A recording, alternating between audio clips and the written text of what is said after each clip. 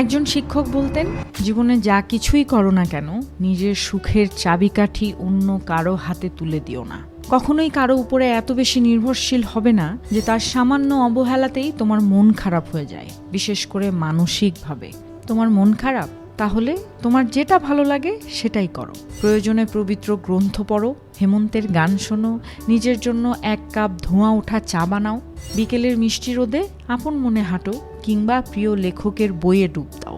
যদি কোনো সৃজনশীলতা থাকে তবে সেটাই হোক তোমার সঙ্গী।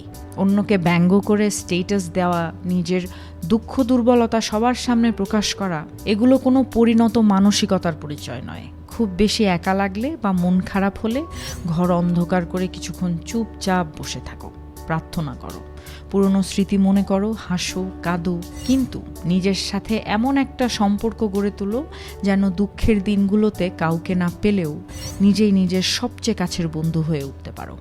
যদি কোনো কাজে সফল হও, নিজেকে পুরস্কৃত করো। যদি ব্যর্থ হও, নিজের সাথে একটু অভিমান করো, কিন্তু হাল ছাড়বে না। তবে কখনোই অন্যের চোখে নিজের পারফেকশন খোঁজার ভুল করো